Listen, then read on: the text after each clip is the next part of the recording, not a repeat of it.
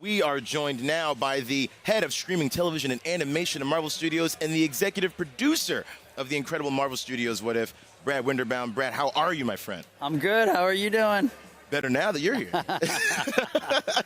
How's the convention been for you? How's San Diego treating you? It's so great to be back, you guys. Like, just, not only because it feels like it's part of Marvel. Like, San Diego Comic-Con is just such a big part of what we do, but also just being able to interact with the fans again and walk around and speak to real people and have that interaction, whether it's like someone you meet on the floor or the crowd in the room that, cheers for what you do. It's that interactivity is the thing I think we've all been yearning for and have missed. It's so great to be back and to have that again. Love it. And one of the things that I also love is that you have one of the most fun jobs in the entire world, right? You get to help bring these stories to life. You've got your hands on so many things. What does a day in a life look like for you? Because Shortened version.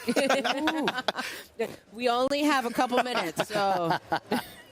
I mean, a day in the life it is like being able to just jump from different fantasy world to different fantasy world and just always stay inspired. And the thing that's so amazing is the level of talent that we're able to work with at Marvel.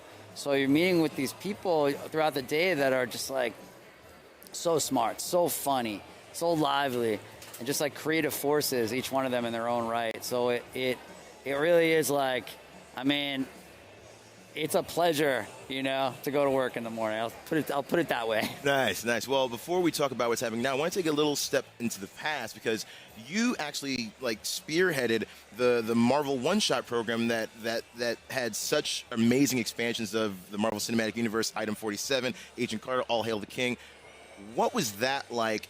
Really trying to expand on these stories that we have really just seen for the first time on the big screen and being like, nah, we want more, and people want to illuminate more corners of this universe. So talk about that, yeah. Yeah. I mean, that's a great question. Thanks so much for bringing that up. That was kind of like, the beginning of my career as a development executive at Marvel in a lot of ways.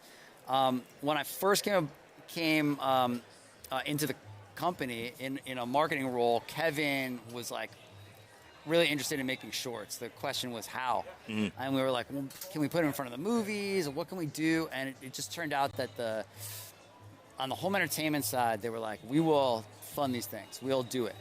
So it opened up the door to us, not just to tell stories from, other parts of the universe, but weird, obscure corners that you didn't even think you wanted to see. Like a couple that finds a Chitauri weapon, or or Captain America's girlfriend. What happened after the war? And these things just blossomed.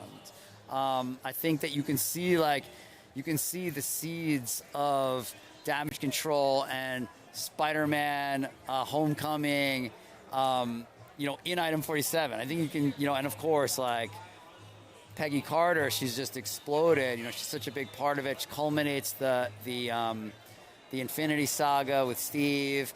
And, the future with Captain Carter is still being written.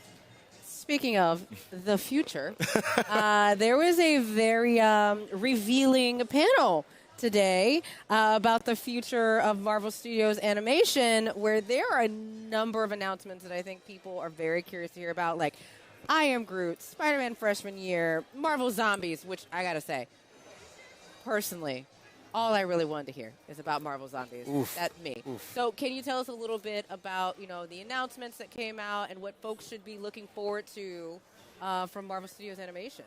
Yeah, I mean, we look, like I said, it's been a long time since we've been here, and it's our first Marvel Studios Animation panel ever. So we wanted to bring a lot of stuff and reveal a lot of stuff to the fans. Comic-Con's always like a bit of a thank you, right? It's like thank you for the time investment and the investment of passion. So you want to be able to normally you don't want to spoil things, except at Comic-Con you do want to spoil things. All of them. You got to spoil it all. And, but we're early days on so many of the shows that we showed a lot of art. We showed a lot of, we showed an animatic for X-Men 97. And X-Men 97, I mean, just being able to hear that theme music, it's it like, I don't know about you guys, but I'm like, when I hear it, I'm like 11 years old. Oh, it brings Correct. tears to my eyes every time. Yeah, so, I mean, and that's what's so cool about animation. 'Cause I think a lot of us grew up, even with the comics, was animation. That was like the first time we got to see really serialized tales of these characters from week to week. So how important is animation to telling these Marvel stories? What is it about animation that really allows us to tell stories in different ways? I mean, it's an infinite canvas.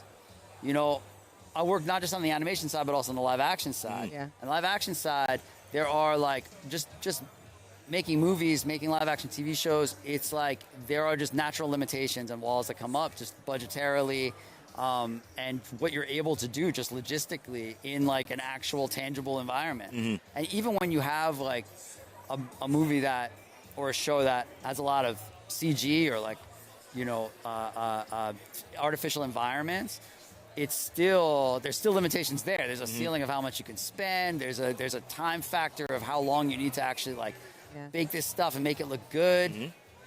Animation's not that way. Animation, it's like, you think of it, it's the same, like animating us having this conversation or animating us on a rocket ship flying through space is the same cost.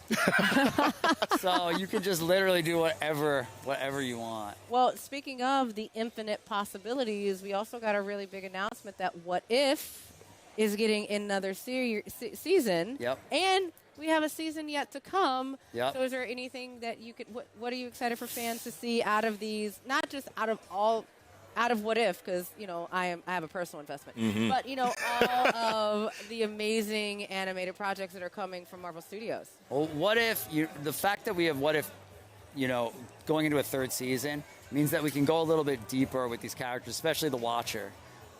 It's a multiverse story. It's a serial. They're standalone stories, but there is a serialized aspect to it because you have this narrator who he loves the subjects of these stories. He's the ultimate fanboy. You know, he's watching like we all watch, and he loves these characters like we do. So we can dig in a little deeper into what makes him tick, and in the second season and then into the third season, we kind of get to know his humanity a lot more. Well, I love listen. it, and I cannot wait. I'm so excited. I want to talk to you all day about all this because we love animation. We love seeing these stories be told. Brad, thank you so much. Thank you so much for joining us. I'm just gonna go think about that X-Men theme and just play that in my ears for like. No, we're just gonna go. Just gonna do a nice trio. We're gonna harmonize. It's gonna be amazing. It gets stuck in your head. Yeah, thank you. It will. Thank you so much for joining us.